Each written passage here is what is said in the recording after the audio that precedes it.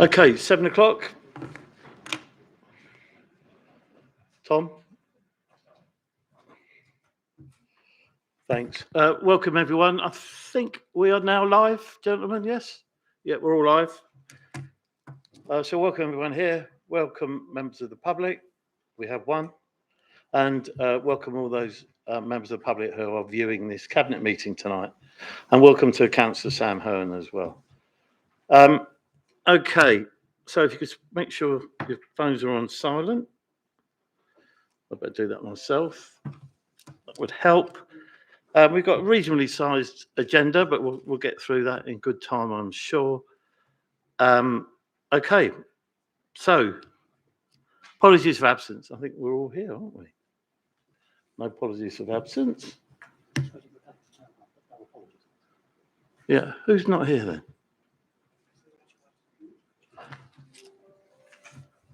All right, okay, we'll suspend the meeting for a moment then.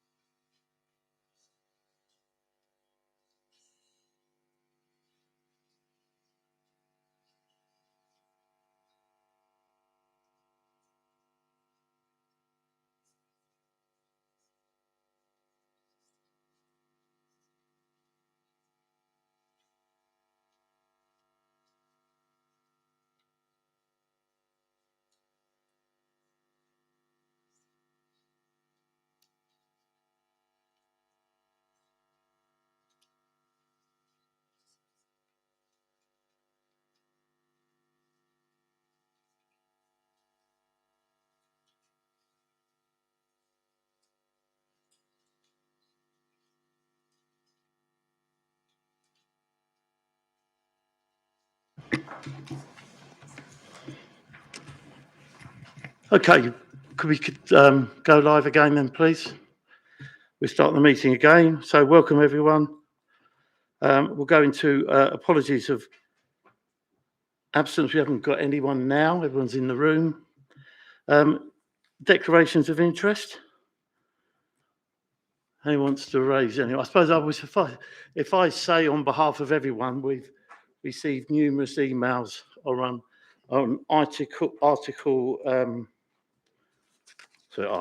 agenda item.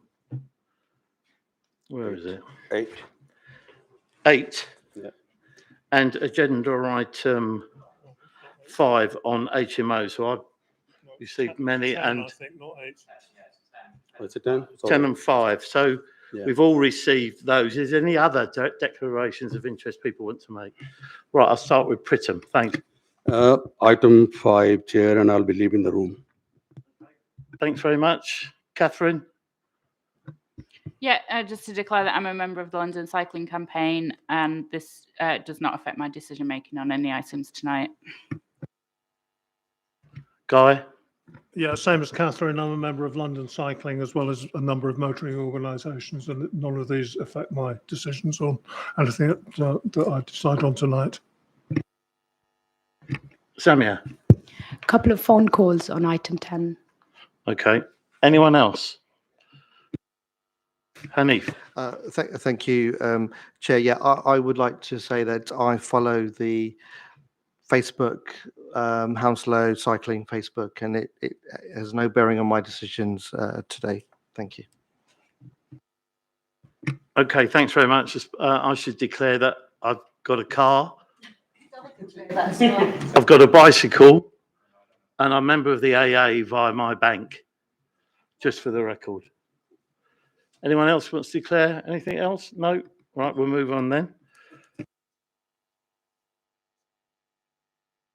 If we go to minutes of the meeting held on the 7th September, which I have a copy here. Page 1. Page 2. Page 3.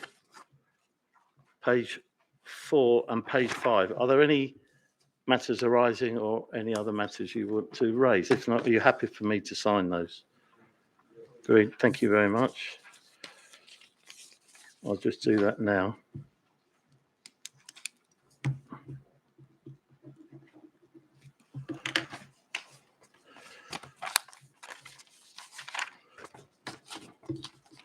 Just get rid of this paperwork. Well, I'll give it to, yeah, Clive. Thanks, Clive.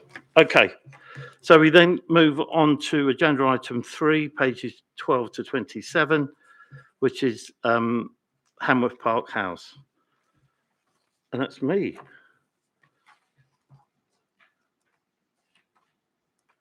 Well, first of all, I should say I'm so pleased that this report is here. I think many of us have got the scars on our back on trying to find solution for Hanworth Park House. It's been at least 4 or 5 years we've been working on this, and we've had the support from Richard Griffiths and the community group supporting this all the way through. And it's been difficult at times, but I think at last we've got somewhere where it's not perfect, but we can live with it, and there's a solution that will hopefully ensure the restoration of the house, the grounds and gardens for the future, and we will have some new housing as well. So I think that's a good thing. And I think having people around it, those people I'm sure will want to look after it as well, because it'll become their home. So I think there's some really positive things in here. So Cabinet is asked to note on page 11, 1, 2, 3 and 4, and approve, on item 4, appendix 2. And then item 5 is to delegate the authority to executive director, etc., etc. So I think the headlines are that the report gives us the opportunity to secure the long-term future of the house. This is not a short-term fix. It certainly has not been a short-term to get us here. We've got the support of the GLA. We've got the support of the residents group. We've got the support of the owner. And I think it does tick all those boxes. So you know the report well, and you know the history of Hanworth Park House. So as I say, I think it ticks all the boxes. Does anyone else want to comment? So I'm going to move the report. Lily, I think, will second it when she's ready. So I saw Guy first. Thanks, thanks, Steve. Yeah, I just want to comment. I mean, I didn't know anything about Hanworth Park House until the friends inveigled me into going down there and having a tour, which must be 3 or 4 years ago now. And I was really amazed by what it's a really lovely building. I really like it, and it was in a shocking state. I'm delighted that we've gone through all these machinations and finally got to a position where it looks like it's going to be saved, and we'll have the added benefit of some housing and improvements to the surroundings. So it's fantastic to hear, and I'm delighted. Hanif? Thank you very much, Chair. This project has been quite close to my heart, because I think when I got elected in 2014, probably one of the first bits of casework that I picked up was the renovation of Hanworth Park House and how it had been left alone and no one had done anything about it.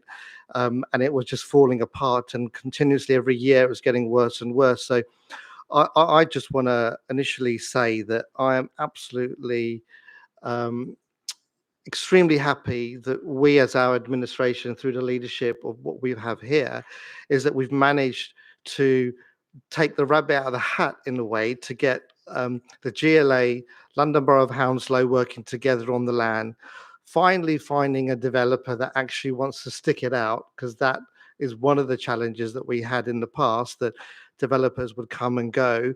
And then the last thing would be that we've had a fantastic Friends of Hanworth Park House group that have been championing and actually chomping at me consistently about this. But actually, it's I must say it's through good leadership that this administration has made the plunge, because previous attempts have failed. But we've actually got to a stage where we are here, and we've done this through the determination of the leadership. So I'm really pleased about it, and I welcome this report. But I just add one small thing, is that as we restore this magnificent historic house, we must work and continuously work to keep the money funding flowing in, as we would do, to make sure that this will remain forever a public space, open not just to the people who will now be very fortunate to live in the vicinity of Hanworth Park House, but open to the residents of London Borough of Hounslow and obviously the people of Feltham, and that we continue to stay close with the community groups, and we keep it sustainable. Really, that's the key thing, that the work that we do, and we not only do we just restore the house, but we continue to open it up and make it a beautiful place, and we keep that sustainability going. So I would implore that the work continues. Thank you. Thanks very much. Take Samia, and then finally take Lily. Thanks, Samia. Thank you, Leader. Just a quick couple of points. I'm extremely happy to see this report, and I would like to just mention amount of work Friends of Hanworth Park House have done with the community, and doing all exactly what Councillor Guy Lambert has said. About 4 years back, started everything off, going around the historic tour. Really, really pleased and happy to see, and I congratulate them as well on their hard work, what they have done. And yes, we do need to kind of continue, like Councillor Khan has said, not just for Hanworth, but all around Feltham. It's going to be really good with new housing. Thank you very much. Thanks, Samia. Lily. Just simply to say that I'm really delighted to be able to second this report, and thank you for showing your leadership in getting this really important to get us to this really important place today. I've been a councillor for a long time, and I think I hadn't realised that it's actually been underutilised for 30 years and been left empty. So it's fantastic to get to this stage, and thank you very much. And it's really lovely to see that we've had great engagement from the community, who are really in support of these proposals as well. So really pleased. Thanks, Lily. And I should add that thanks to Peter Matthews and his team, who behind the scenes, we've been dealing with the politics. They've been dealing with the reality of actually getting a scheme together, working with the GLA, working with the owner and the Friends groups to get us to this position. But it is, in the classic sense, a team effort, and we've got here. So I'm delighted. So all those in favour of this report? That's unanimous. Thank you very much. Okay, we now move on to agenda item 4, which is quarterly performance report. Pritton. Thank you, Chair. Cabinet will notice that the new business plan for 2021-22 shows some changes to the performance measures compared to the last year. Presented against the outcomes Cabinet endorsed in the Council corporate plan, this refreshed suite of performance measures shows where our efforts continue from 2020-21 and where operating environment changes.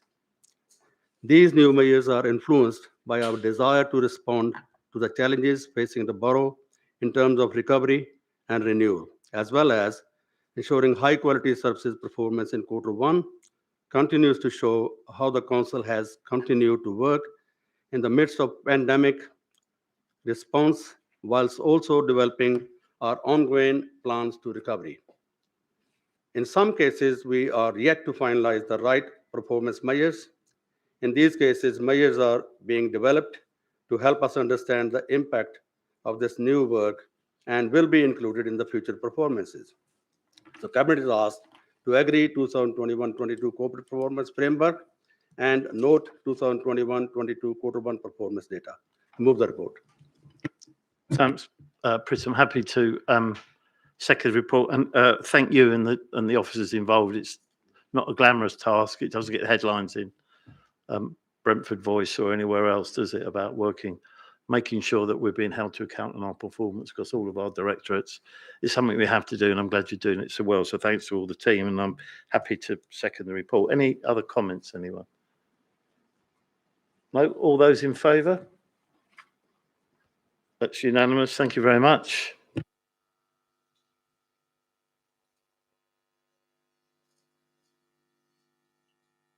Okay, we now move on to agenda item 5, which is another report I'm really pleased to see here.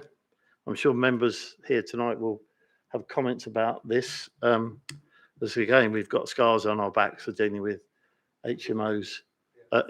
Yeah, thanks, Prism. Dealing with HMOs in the borough. The vast majority of HMOs, I should say, or at the start, are very good, and they're managed well, and they provide excellent housing for our residents. There's a very small percentage that aren't, and unfortunately, that's why we're proposing to bring in these measures. So, if you go to page 51, you'll see that we want to approve these proposals for houses in multiple occupation, and that there should be a closer alignment on planning and licensing policies and in processes in relation to HMO applications. So I think this is, as I've said it in an email today to Joanna Bidoff, that this is the start of the process, if you like, that we apply for the borough-wide HMO direction. But between now and then, when that goes through the process, we'll be looking at how else can we improve the management of these rogue HMOs, and certainly Guy, I know will be very interested in being involved in that. So we're asked to approve and agree and authorise on page 51, 1, 2 and 3. And then you've got the set of recommendations. So applying for an Article 4 direction is not a quick fix. It takes a bit of time. Can take up to a year, but as I say, that doesn't mean that we'll carry on with that, and in parallel we'll look at the whole way we manage HMOs, the ones that cause problems. So I'm happy to move the report. Anyone like to say anything? Yeah, very much support this. This is becoming the issue of HMOs in the borough is becoming something in my ward I'm becoming far more aware of than previously. When I was first a councillor 7 or 8 years ago in Hounslow South, there were very few, and now there are a lot more, and residents are concerned about them. I think it is important to highlight the important and positive role HMOs play in our housing stock. As you said, Leader, there are many brilliant landlords in this borough, many landlords who support the residents who live in their houses and do a fantastic job. What this does is go after and give us much more control of the ones who we don't want here, who aren't looking after our residents, who aren't doing a good job. So I think it will give a confidence to those residents who have contacted me about HMOs that we are looking at how we manage these. It will give confidence to landlords who are doing the right thing. It will give confidence to those residents who are living in HMOs that we're not after them. We are after the people who are looking after them if they're not doing it properly. And I think that's what this is about. So it should only be supported. Thanks very much, Tom. I've got Guy, then I've got about everyone nearly. So I'll work this side of the room, then come back to you guys. So I'll take Guy, then Catherine. Yeah, I mean, I really welcome this. HMOs are a problem in Brentford. They're a problem across the borough, I think, and an increasing problem. Having said that, you know, I've lived in an HMO, only we used to call it a shared flat when I lived in an HMO. And probably many of us have done so. So they do serve a purpose. It's important that we get what control we can. Our powers are quite limited, I think, and this will enhance our powers to control HMOs. And as I think the leader mentioned, we need to put more work into working out how we do a good job about existing HMOs and making sure that they get them into line. Also, on my specialist subject, HMOs and similar multiple occupied addresses are one of the biggest problems in terms of generating fly tipping. And it's important that we concentrate, and we are concentrating on getting sufficient facilities in HMOs to make sure that people don't have to fly tip or don't feel they have to fly tip. Again, this puts some more focus on that issue. So I welcome it all round. Thanks. Thanks very much, Guy. Catherine. Thanks, Leader. I agree with what's been said so far. Don't have much to add, really, just to say that I look forward to getting stuck in and doing the work on this, both what we're deciding on tonight, but also additional issues around HMOs, which lots of people have written to me to tell me about. And I know that other members have received those emails as well. So we are very aware of the problems, and Guy's mentioned some of them. And it does come down to the management. Well-managed HMOs are good places to live, and people in them are good neighbours. When they're not well managed, they can be dangerous for the tenants, and they can cause problems for people living nearby. So we are determined to make sure that the ones that exist are to the highest standard possible. There are new regulations that have come in about the standards and safety of HMOs and other rental properties. So we need to make sure that as a council we're supporting landlords to make those changes where necessary. So I look forward to getting on with this work. Thank you. Thanks very much, Catherine. Lily, if I come to you last, if you would mind seconding the report. So I've got Samia first, then Candice. Thank you, Leader. I really welcome this report. And previously, thank you for your support and team's support for Hanworth as well. When, 4 years back, we had lots of issues with HMO. I think this will definitely give confidence to the landlords and to the residents as well with this. And speaking to a lot of residents in Hanworth, and when we introduced the Article 4 there, I think people do feel that they're looked after. And at the same time, with the landlords, we know there are good and bads on both ends. But I think this is really, really good, and look forward to working on this. Thank you. Samia. Candice. Thank you. Don't wish to repeat what lots of people are saying, but we're really grateful for the Article 4 direction in Hanworth, and we have seen that it's made a difference. And sort of the main thing is that people who are considering developing in this way, they will have to put in a full planning application. So it just means that it really deters anyone who would want to cut corners or do buildings that wouldn't be classed as suitable. So it's really important, but it also introduces a relationship with the council, and then we can encourage them to license HMOs as well. So it just means that moving forward, there's a much closer relationship with our landlords, which is for the betterment of our people. Thanks very much, Candice. Lily, would you like to round this off? Oh, sorry, Hanif. I just want to say that when we first started looking at this, and we had lots of queries, is we were looking at doing it in certain locations within the borough, but I think the perfect move is to do it borough-wide. So I think because of the challenges that we're all facing, and the only thing that I would add is that if we have good landlords that operate these properly, it's good for the borough in a way, because we have different makeups of different families that they serve a specific purpose, and we have that makeup in our borough.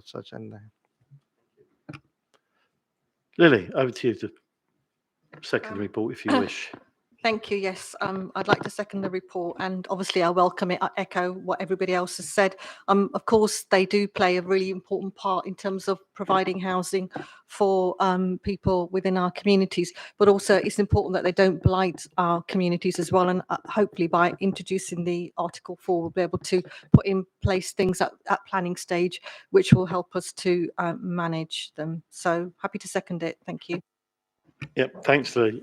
Just as an aside, really, one of the things that Guy and I became aware of, so you're going to have a house, or maybe up to 5, isn't it, in the CPZ. Now, normally, a family, if they've all got 5 cars, the cost of the CPZ would go up incrementally on the number of cars. But because then it's not one house, it's not one household, they're individuals within that address, they can apply for a CPZ at the single person or single car rate. So there's something else we've got to think about tackling within our CPZ policy. How do we deal with HMOs? Because straight away you're introducing 5 or 6 cars into a street. It makes it challenging for everyone else. Just as an aside, so I'm grateful for everyone's comments. Can we go to the vote? All those in favour? That's unanimous. Thank you very much. Agenda item 6, which is another really important matter, with tackling race inequalities. And we've got Lily, Catherine, and Candice are all named in the report, and I'm sure you. Sorry. I was about to say something. Oh yeah. And I'm sure you'll all want to speak. So, who would like to go first, Lily? If you second it as well at the time. Sorry? If you second it while you're speaking. Okay. And then we go on to the. All right. Okay. But basically, just to give you a quick background and a bit of introduction, you'll remember that last October I brought a report to Cabinet, which was tackling race inequalities and a way forward, and that report was a product of all the work that the members working group had done in response to the Black Lives Matter movement and the COVID impact on Black and ethnic minority communities in Hounslow. What we wanted to do was really understand some of the structural inequalities that exist and show some leadership as a council in how we kind of address these and maybe look at practical solutions that we can put in place as elected members. So we set up a members task group. We brought a report to Cabinet last year with 30 recommendations. So what you really have today is a progress update on the work that we've done over the last year and how we've met the recommendations, each of those, which you'll see on Appendix 1. So just to really, I'm not going to go over the recommendations, and I will ask all of my Cabinet members, those that help me on the working group, to obviously say a few words. But just to say a huge amount of work has been done over the last year across the council, whether it's within policy strategy or the council as an employer. And I know Candice will speak a little bit about that. So what I'd like to just say is that I'd like to thank all my colleagues for showing their enthusiasm and really participating in this really important piece of work.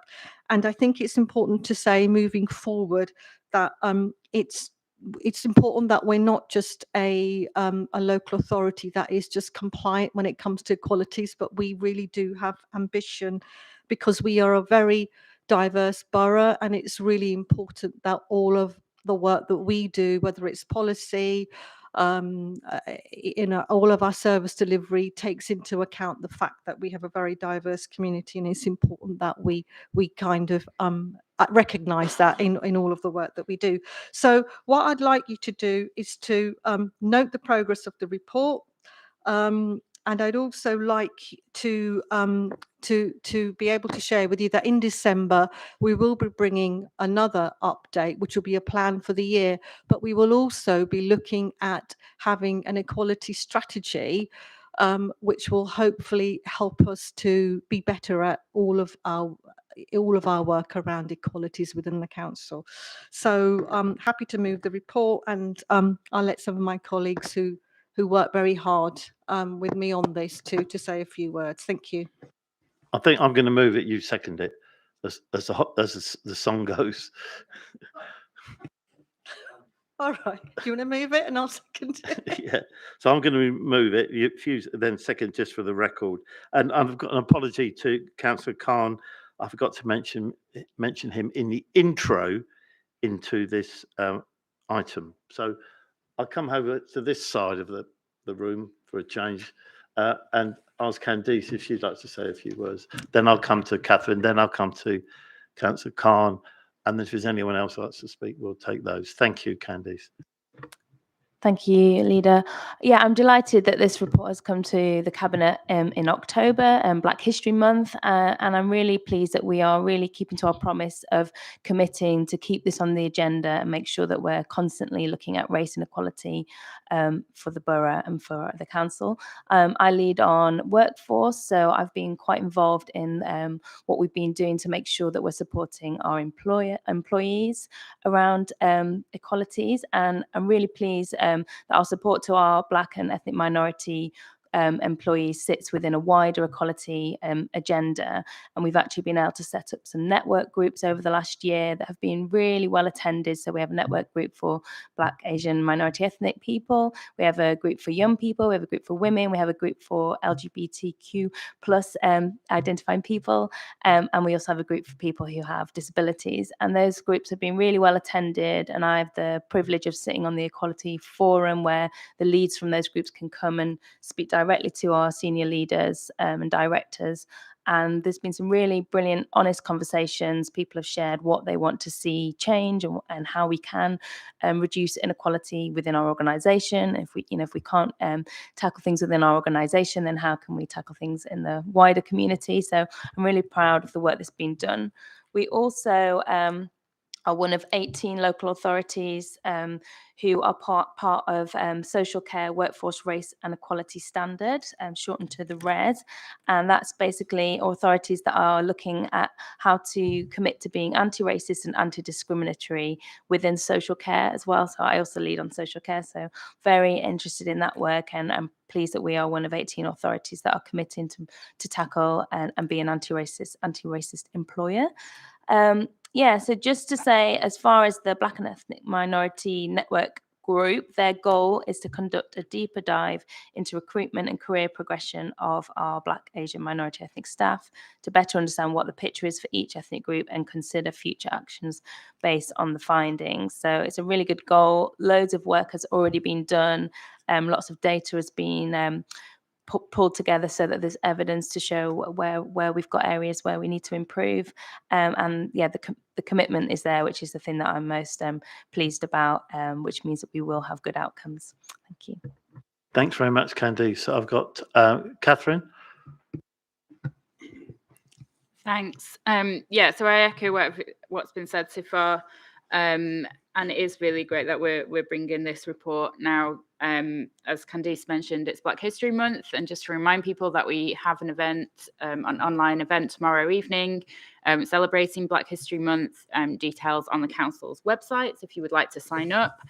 But going back to the report, I'd like to just pay tribute to all the members who took part in the work that's gone into this. There were various groups, cross-party groups, and we did quite certainly in the one I was in, we did quite a deep look at inequality data across the borough and looking at what we know, what we don't know, what we need to find out, and compiling all that into a resource for members. So there is now an online ward handbook which is available to members to assist them with work in that area. And obviously it's not just about defining the problem, but looking for solutions as well. And that's already started. So I'm really pleased about that.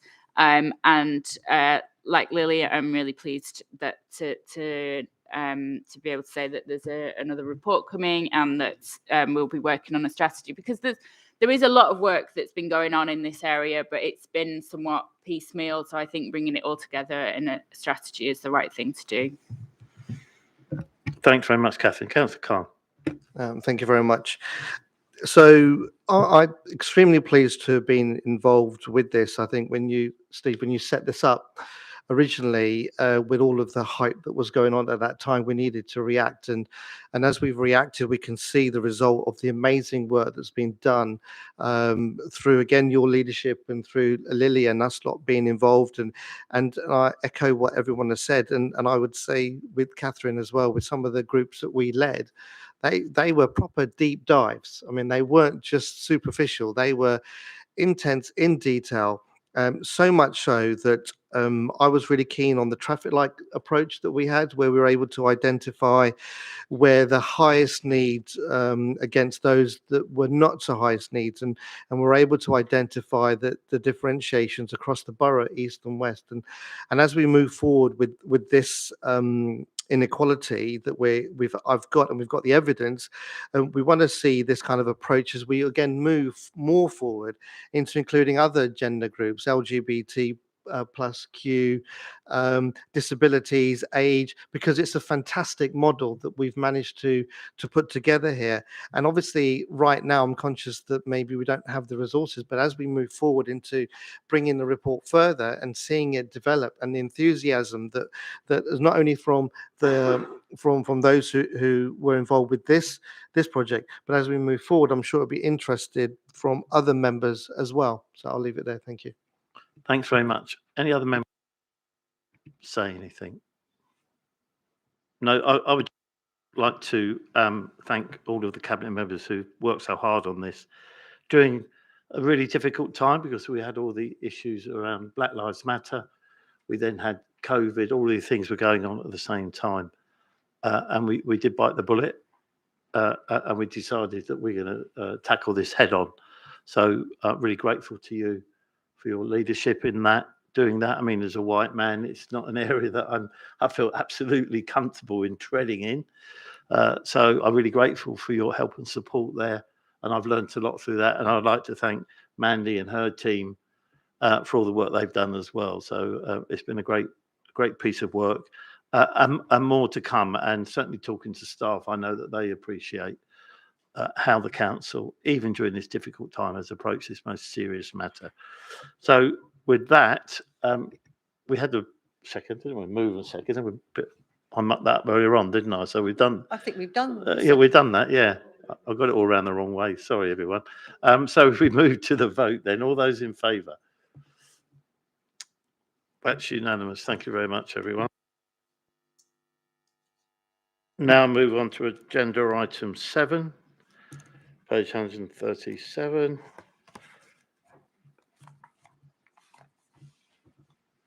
And that's me. So I'd like to propose the report to approve and adopt the St Paul's, Brentford, Chiswick High Road, Isleworth Riverside Conservation Area appraisals, to changes to the conservation area boundaries detailed in Appendix 1, and serving and publication of the requisite statutory notices for St Paul's, Brentford, Chiswick High Road and Isleworth Riverside Conservation Areas, which have been extended in accordance with the statutory requirements under Section 70(8) of the Planning, Listed Buildings and Conservation Act 1990. How's that? Again, another piece of work that has been going on behind the scenes. Thank Peter Masters again and the planning team, the conservation officers, for their hard work and due diligence in making sure they carry out these reviews, and that we're up to muster in managing our conservation areas. I know there's a lot of interest from many residents groups and individuals in this work. So again, I'm delighted that we've now completed that work, and this paper's here today. So I'll move the report. Any questions or comments from anyone? Councillor Lambert. Yeah, just briefly, Chair, to welcome the extension of the St Paul's Conservation Area in Brentford. It's in my ward, very near to where I live, and it was kind of illogical that one side of Brook Road South was conservation and the other wasn't. Mafeking Avenue, which is the other, and the west side of Ealing Road, sensibly fit in that. I think nearly everybody thinks it's the right thing to do. And I note that there's a plan to have a Griffin Park conservation area as and when Griffin Park has been moved forward. So thank you for that. I welcome the report. Thanks, Scott. I shall take a particular interest in the Griffin Park conservation area for obvious reasons. You better get your conversions done quickly, Steve. I've done I can't do any more. Unless I go down. I'm not going to do that. Anyway, so I've moved the report. Lily, would you like to second it? Yeah, I'm happy to second the report and I welcome it. Thank you. Any other comments or questions? Right, move to the vote. All those in favour? That's unanimous. Thank you very much. Okay, we now move on to agenda item, which is on page 145 to 155. Let's get my pages. Okay, this has been presented by Councillor Khan. Over to you. Thank you, Leader. So this is a statutory report that has to happen kind of every 3 years, that it kind of comes together, the work program that we are doing that implements the Mayor's transport strategy, and which is obviously set out in the local implementation plan, and as well as our London Borough of Hounslow's Council's transport objectives. And this is part of a statutory requirement placed upon all London boroughs under the section 145 of the GLA Act in 1999. That's the technical side of things done. But I think the key thing is that as we move forward into the next 3 years, it's important that we have sufficient funding and we approve this program to be able to implement our objectives, especially those that meet the MTS objectives. So that's what this report is all about. In previous years, because of the challenges that Transport for London have had, there has been some difficulty in trying to bridge some of the gaps that emerged previously. But this will ensure that we'll be able to do that and handle that shortfall through the allocation of SEAL in section 106. So these are really important aspects. And as we move in and understand our objectives and how we manage the public realm, so this report proposes to fund the programme that's available through the grants of Transport for London and through Section 106 and SEAL and our own council capital fund. So this is what I'm asking council to approve, so that we can meet our objectives of improving road safety, particularly on education and training. And we all know, we've all heard about the Vision Zero in promoting active travel. So this is really important that we are able to do that. So that's all I have to say on that, gentlemen. Thank you. Thanks very much, Hanny. Happy to second. Any comments or questions, anyone? Catherine. Yeah, thanks. I'd just like to say what an important report this is, and how important this programme is for the borough. So today I attended the London Borough's climate conference. We're talking a lot about climate at the moment. We just published the update to our climate emergency action plan. We've got COP26 coming up next month. There is so much to do, and it will continue in that vein because there is so much to do, and it is so important. And just looking at the aims, the objectives of this plan just shows how important it is. So the 3 things at point 6 there: we need to be healthy, clean, and green. First point. We also need to be safe, and we need our transport system to be efficient. And there's so this is really designed to facilitate all of that. We need much more of a shift to public transport away from private transport. We don't control the public transport directly in our borough. That's done through TfL, but we work very, very closely with TfL to try and deliver their objectives. We need to encourage active travel, walking and cycling. You've heard it all before. We need to encourage traffic reduction, both for our environment for our health and for our safety. Road safety is important, and I think we all support those Vision Zero objectives. We have to consider a big shift for those people who are continuing to use private vehicles towards electric powered vehicles, and that is going to be a huge challenge for us as a borough to make sure that we've got the right infrastructure in place for that. So all in all, I'm very pleased to see this report, and I shall be supporting it. Thanks very much. Anyone else? Yes? Candice, over to you. Thank you. As I lead on health, it would be amiss of me to not talk about the benefits if we can improve our air quality to our community. So I definitely support this report, and just want to remind people that people who will suffer the most are older people and are people who are vulnerable already with health conditions. But also, there's been a lot of research recently around pregnant women and unborn children.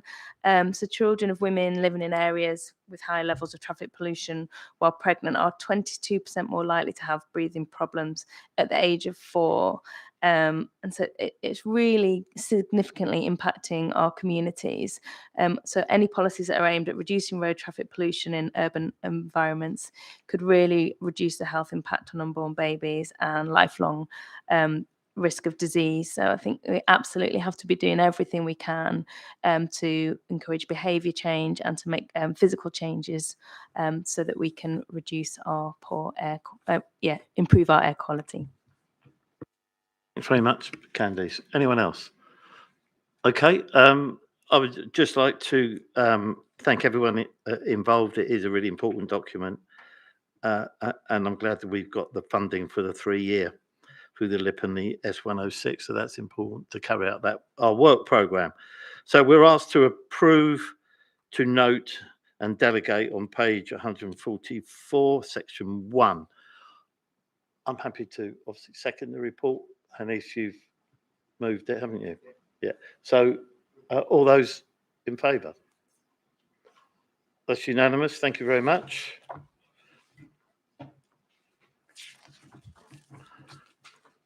We're now moving on to agenda item 9, budget monitoring. Shantanu. Thank you very much, Leader. Thanks, Cabinet. This is our regular round of budget monitoring. And it's really nice to present this in a meeting where we've shown we're doing so much for the borough. I mean, the difficult decisions we've taken over the years and the prudence we've had with the money means that we can be more innovative and do the right thing for our residents and communities. And that's really good to see. And we'll carry on being prudent with the money that we're spending, managing the pound and making the difficult decisions. I think it's probably right at this point to highlight those of you who possibly have missed it. We are due a budget soon and a comprehensive spending review. And we need to look at that very, very closely, because if the rumours are true, then there is yet more pain coming down the line for local government, even though local government has very successfully managed austerity previously. Certainly here in Hounslow, our ambition for the borough has not diminished despite the difficult circumstances that we've been forced to take. But obviously, every time government take money from us, it becomes more and more difficult, coupled with their lack of ambition for local government makes things really, really difficult. What we really need to see that we don't often see is a package of support for local government whilst we do the right thing. And unfortunately, I don't think this comprehensive spending review will be favourable for us. So it's something that we need to manage and watch. But that having been said, we've got a strong record of dealing with the challenges as they arise. So with that said, I'd like to move the report, Leader. Thank you. Thanks very much. I'm happy to second the report. Anyone else would like to say anything? Well, I would just add then that thanks to Shantanu and Clive and the team for all their hard work in getting this position. It's not been easy. And I know it's easy to forget austerity, but it was there when COVID took over. And now we've dealt with austerity, we dealt with COVID. But unfortunately, if the rumours are true that it could be another £1 billion coming out of local government, that will have a significant effect on our residents and businesses. there must be changes to business rates to support local businesses. We have over 18,000 SMEs in the borough. We've done everything we can through the government grants to support them, but they need more help. So there's a lot to do there, and we know we're waiting to see the full effect of the cut in universal credit, the extra £20 a week that's been stopped by the government. We'll have to see what effect that has on families and individuals. So a difficult time ahead, not easy, but as Shantanu says, we're in a reasonable position financially. We are a prudent borough. We always have been, or certainly since 2010. I can't speak for what happened in 2006 to 2010 because I wasn't here, and I've not had to deal with a coalition, so I've got no idea what they did with the money. Sorry? Oh, I see. Yeah. So whether it was under Jagdish or myself, we've had great lead members of finance, and they've really pulled those purse strings up. But the other thing you'll see in the report is about growth. And, when times are difficult, you've still got to look forward, and we've got to look at growth to support new initiatives, as Shantanu was mentioning. So I'm really happy to second the report. All those in favour? Really? Yeah, thank you. That's unanimous.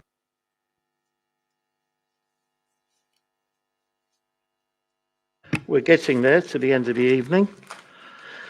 Okay, we've now got any referrals from other committees, and we have a report from the Overview and Scrutiny Committee, call-in the subcommittee. Reference to the report following a call-in of the Chief Officer's decisions contained within the COVID-19 Transport Response Interim Review of Streets Phases 1 and 1-2A, 27th of August. So that's at the end of the pack. It's on page 181. Just coming to that myself. Okay, as Councillor Dunnyside, as Chair of Overview Scrutiny, isn't here, I'm going to move the report and reserve my right to speak, if I could say that. And I would ask Councillor Lily Bath to second the report and do the same if she so wishes. And then I'm going to ask Councillor Khan to speak to the report. But before I do all that, I do want to thank, as a former chair of Overview and Scrutiny, I know how difficult it is to deal with these contentious matters that come up at Overview and Scrutiny, and I want to thank Councillor Dunnyside and all the members of the main committee and the subcommittee that dealt with how difficult it is when we're asked to make contentious decisions that not everyone agrees with, and they're difficult and they're challenging, but we are committed to our policies and what we want to do around transport. So, and it's hard. It's hard.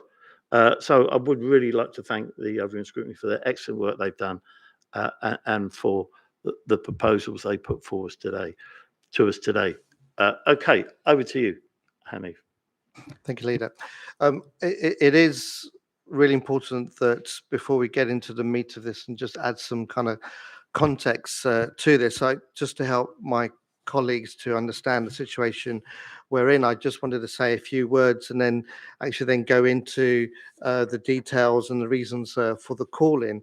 I mean, if you remember the emergence of COVID-19, and we had a response to a strategy guidance that was issued by the central government. If you can cast yourselves back in May 2020, I mean, the council at that point introduced a number of trial access restrictions during 2020, and that was done under the programme from the Mayor of London under the Street Space programme, and you probably saw many of the pictures going up, etc. And they were done as experimental traffic orders, and which we saw the trial measures implemented in tandem with consultation. And the objective of the Street Space initiative was to promote, support active travel, healthy modes of travel, and particularly in residential streets for short journeys. I mean, that was what we were trying to achieve that. And with the circumstantial evidence that suggested that the reduction in traffic in residential streets have improved the air quality. And then it resulted also at that time in walking and cycling, and the numbers went up.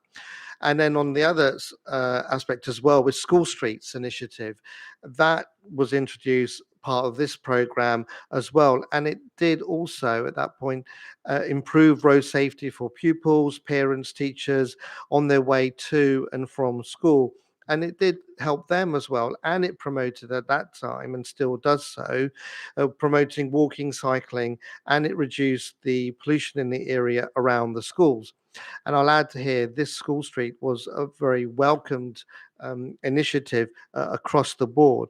And as a whole, these measures have been helping deliver on our targets on becoming, and I mentioned it earlier as well, a net zero borough by 2030 by reducing car usage and encouraging the alternatives, which we've already been discussing earlier today as well. And on top of that, to improve the air quality, which is especially important for children while their lungs are still developing, and the safer roads for all of our residents.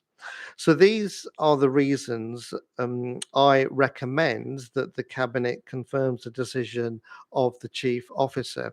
Now, what I wanted to also then explain what the Overall Scrutiny did at that meeting, and the reasons for their call-in. There were four at that time, and that was it was said that there was an inadequate consultation with stakeholders prior to the decisions. The second one was the absence of evidence on which to base a decision. And the third one was contrary to policy framework. And the last one was not proportionate to the desired outcome. So they were the reasons for the call-in. And what I like to do, as you can understand as what's going on, is give you a response to some of those as well, so we put it into some context. So the first reason for the call-in, which was the inadequate consultation with stakeholders prior to the decision. What I like to say on that, the street space program was in fact subject to one of the most extensive consultations the council has ever undertaken, and which it nearly had 10,000 responses, and they were received from residents over a period of 1 year, from June 2020 to June 2021. And the results of the traffic analysis was then shared with ward councillors over the course of 3 engagement sessions with the Assistant Director of Traffic and Transport, and also the independent consultants STEER. Okay, and then the process for determining the final reviews as approved by the Cabinet on October 2020, if you can cast your memories back that far, it was expressly stated that once all the traffic analysis had been shared with relevant ward councillors, and the decisions to make the schemes permanent rest with the chief officer and the lead member. So that's my response to the first call in, which was the inadequate consultation to stakeholders prior to decision. I'll just briefly touch on the second one, which was the absence of evidence on which to base a decision. Now, the decision is based on 5 key pieces of evidence, and that was the traffic analysis report, the consultation responses, the equalities impact assessment, the independent air quality report, which was published in March 2021, and the council's air quality annual status report that was published in October 2021. So that's the response to the second reason for the call-in, which was the absence of evidence on which to base a decision. You can see the 5 key pieces of evidence that we referred to. Now, the third one, which is the contrary to policy framework. Now, my response to that, colleagues, is that the objectives of the street space program aligns to the aims of the council's transport strategy through measures that, which I've already mentioned previously, create safer and more attractive spaces for walking and cycling, and B, reduce through traffic on residential roads, and thereby creating low traffic neighborhoods that are more conducive to active travel. So that's my response to the contrary to the policy framework. And lastly, the call in response was not proportionate to the desired outcome. So my response, colleague, Council's transport strategy, the reduction in cut-through traffic on residential roads as a result of the street space scheme is exactly the desired outcome, is what we wanted to achieve. And these results have been achieved whilst minimizing the impact on local residents. So they were the reasons for the call in. And what we're going to do in relation to that and what we were proposing are two things. And this was in response to the concerns that were raised by residents about the increase in volumes of traffic on Burlington Lane and Sutton Court Road. And what we're doing in relation to that is proposing to introduce two new experimental measures. And the first one is no entry to Burlington Lane from the A316, and the other is the extension of the time restrictions on Staveley Road. So what I'll just caveat with that as well is that these measures, they're aimed at reducing cut-through traffic traveling from the A316 through Burlington Road that avoid the Hogarth roundabout. And I'll just end on 2 points after this, is that with all these experimental schemes, these measures, they'll always be subjected to a 6-month period to determine, as always, to amend them, remove the restrictions, and see how we move from there. And the last point I'll say is that all the local residents within the Falkenberg Road and Grove Park CPZs, and those on roads that are east of the A316, between and including Corney Road and Riverside Drive, will be exempt from the Staveley Road restrictions, which covers a much wider area. So I'll just end on there and wait for your comments if anybody else has to say anything. Thank you. Thanks very much, Hanif. Tom, you indicated you'd like to speak. Yeah, thank you, Leader. I just want to talk about the effects of poor air quality on our children and our young people. We've heard from Hanif just now and Candice indeed on the previous item about the poor effects that pollution has on our children and young people. And that was for, this is why we brought in these measures to support our aims in order to reduce the pollution across the borough, supporting our children and young people. According to a World Health Organization report of 2018, and I quote, every day around 93% of the world's children under the age of 15 years old breathe air that is so polluted it puts their health and development at serious risk. Tragically, many of them die. World Health Organization estimates that in 2016, 600,000 children died from acute lower respiratory infections caused by polluted air. And of course, not suggesting that, all of them are in this country, indeed this city, or in this borough, but we are talking about children here as well. Children are particularly vulnerable to the effects of air pollution. I think it's been said already, because they breathe more rapidly than adults and so absorb more pollutants. So how does that fit in with a local context? Well, in London and in Hounslow, there's been City Hall analysis of the PM 2.5 levels, which are the particulate matters that get breathed in. And that shows that more than 1.2 million children in London attending schools are in areas that exceed the World Health Organization limits for that. So that's more than 700,000 of them that are in primary school. 98% of state primary and secondary schools in London, I'll say that again, 98% of state primary and secondary schools in London were in areas that exceeded those limits. So it's clear that we're in, we have issues with this. And it's clear from a Hounslow perspective that we need to do something about it. So what does that mean? Well, it means that we moved on these issues by introducing the street space program, because it goes to the very heart of this challenge. Under this program, particularly from my portfolio with schools, we have introduced 23 school street schemes with the aim of improving the air quality around the schools, thereby giving our children the best opportunity to grow up in good health and fulfill their potential. I've been going around visiting schools for the last few weeks, or the last few years indeed, but particularly recently, and talking to heads about these schemes, and they are overwhelmingly positive. I won't give out names because I know that they are controversial, and the heads themselves have said, we not understand they're controversial, but we are supportive of what is happening around our schools. In fact, the only complaints I ever get from head teachers is where either we're not doing it yet, or we're not implementing it quick enough, or they haven't got a camera up quick enough, or anything like that. Where they are implemented, I don't hear that.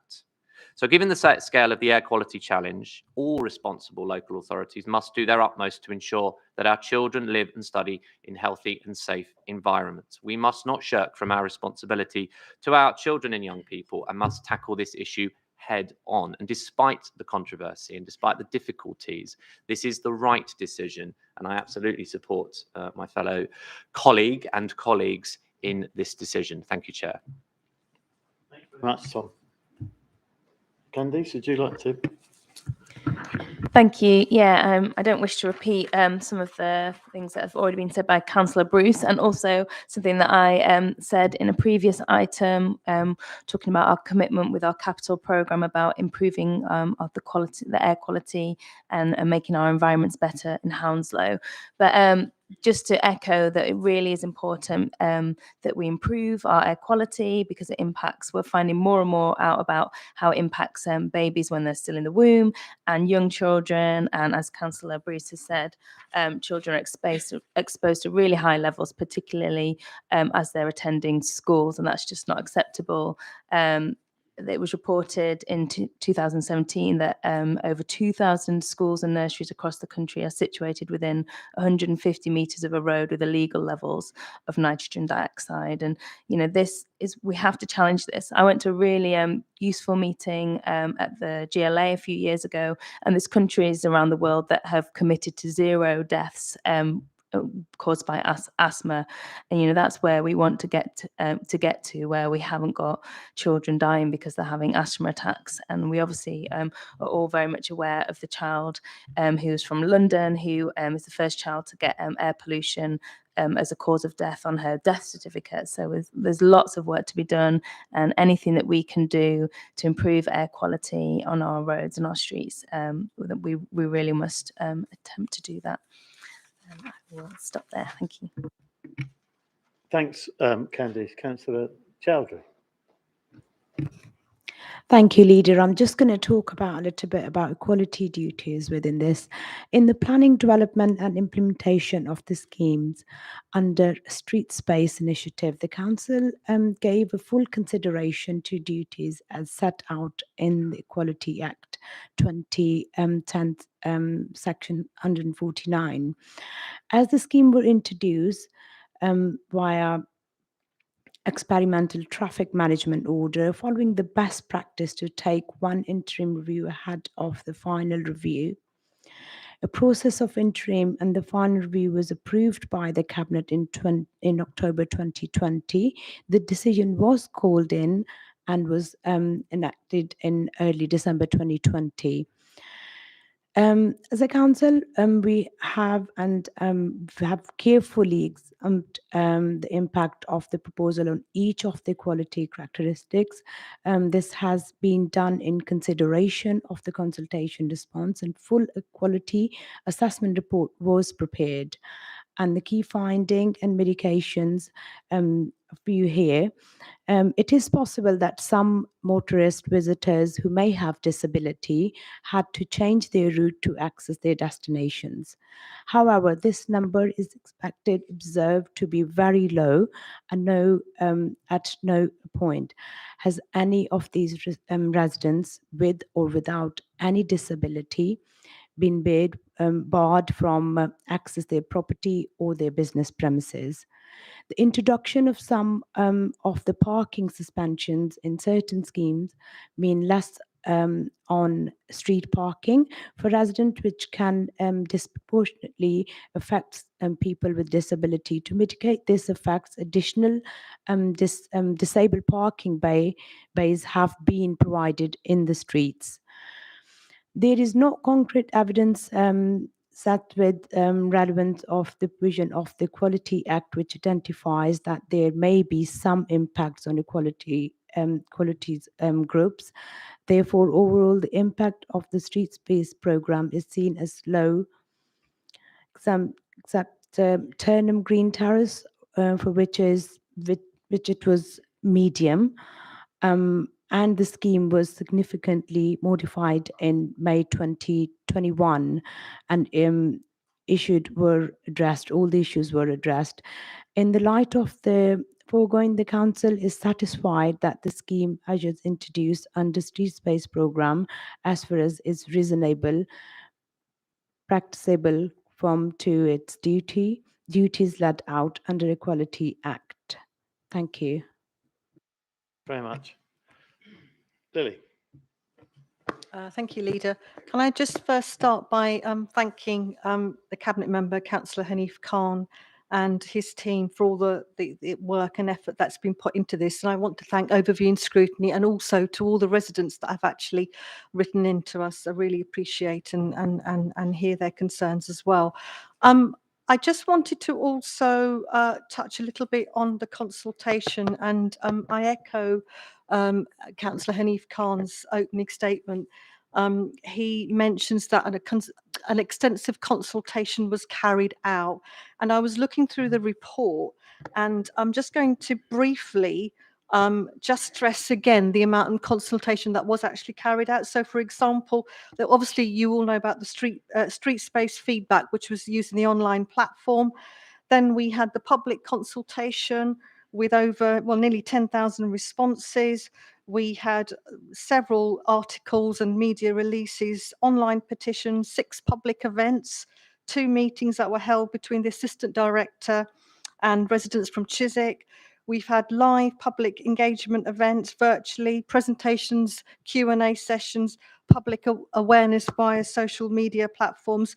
And I think, to me, that clearly demonstrates that the council, despite doing a lot of this during COVID, has really done as much as it possibly could in terms of listening to residents and engaging with them. And you'll see that with the responses that we've got. Otherwise, we wouldn't have had so many responses.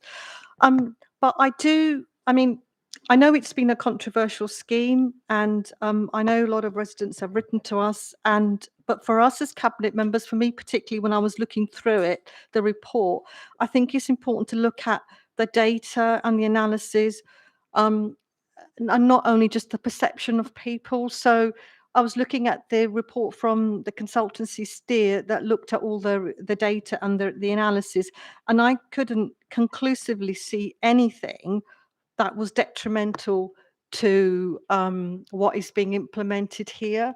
So I support Councillor Hanif's recommendation, for all the reasons that we've discussed here today, which we're not going to go into. I can't see anything that is detrimental, whether it's air pollution or traffic, that is being caused by implementing the scheme. So I will be supporting it. Thank you.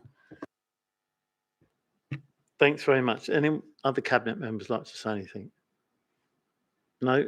Okay, so I just wanted, before we make our decision, I just wanted to bring you back to the report, agenda item 10, on page 180, and you'll see under details of recommendations, so the option to confirm the original decision and set out its reasons. And I think we've heard from many of you tonight those reasons, or we can amend or alter the decision in light of the comments of the call-in subcommittee.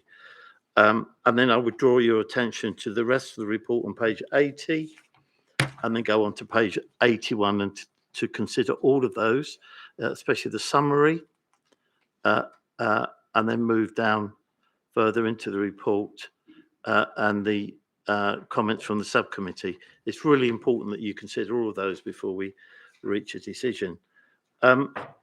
I would just like to add, it has been very contentious.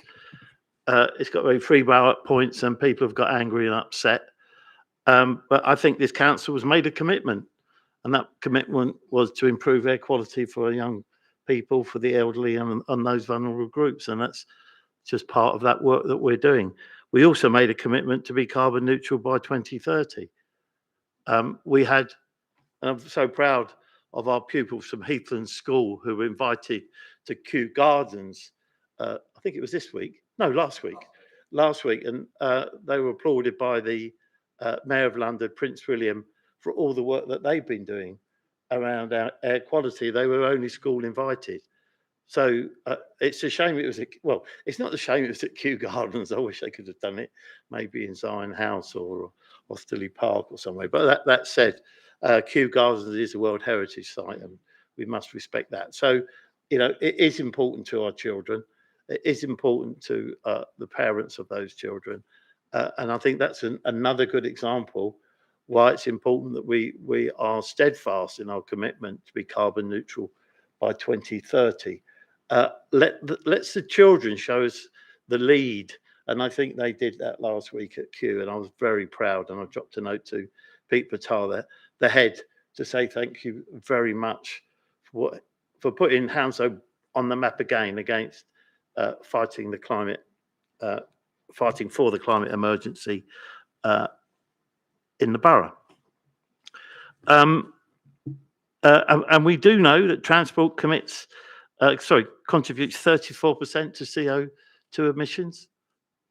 I've already admitted, I feel like I'm committing a crime. I've already admitted that I drive a car and I don't cycle half as much as I should do. But I absolutely understand the argument and have supported our drive to improve air quality in the borough. That's so important. And we've got the ULEZ scheme coming in, being introduced this week or next week? Next Monday, which again has been brought in for one purpose and one purpose only, which is to improve air quality for all of the groups we've just discussed. So we're supportive of the mayor doing that. And we know that low traffic and active travel neighbourhoods reduces carbon. So why wouldn't we do it? And we will. The writing's on the wall, isn't it? The writing's really on the wall. You've got COP26 that Catherine's going to, and we'll be flying the flag for Hounslow there with Niall. We'll have London councils there, and London's got to do its bit on the climate emergency. And I think we're committed. We've shown we're going to do that. That's why we have to make, as cabinet and as a council, really difficult and hard decisions that affect people's lives. That's why we're elected, and that's what the electorate expect us to do, to look out for the majority of residents in the borough and acknowledge that there are groups that are affected, and I don't diminish that. And I respect their views, and I respect that they're angry and frustrated because they see it as a challenge to maybe how they run their lives. But I think we're all going to face this challenge in the coming weeks, months, and years. We will all be driving hybrid or electric cars at some point in the future. We may even be flying in electric or hybrid planes. Not sure I'm going to do that, or they even be in time for me. But all those things will be happening over the next few years. And again, I go back to Heathland School students. They understand it. That's why we're there. That's why they're so keen. And they expect us, as people in our positions, to make the right decisions on their behalf. And I think the decision we're about to make will play that out for them.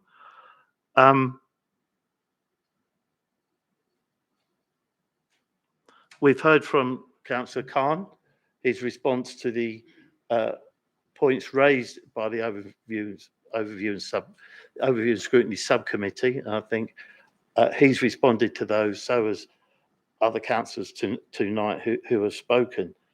And it's not in any way to diminish what their views or what they felt on the evidence they heard and saw on the night of that subcommittee. I'm not diminishing that in any way at all. What I'm saying is that as a cabinet, we've been looking at this.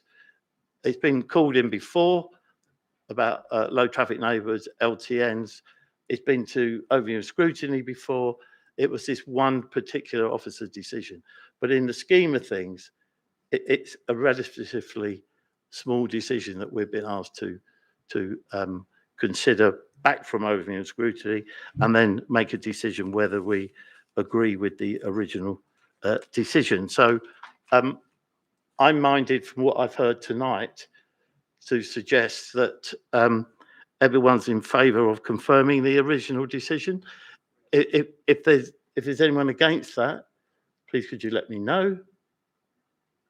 If there's anyone who'd like to abstain from that decision? No? So are you all in favour of supporting the original decision?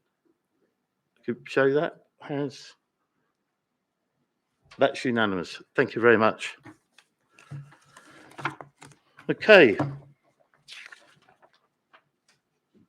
I've not been informed of any other urgent business, and I look forward to seeing you on the 16th of November at 7 p.m. Thank you very much, everyone.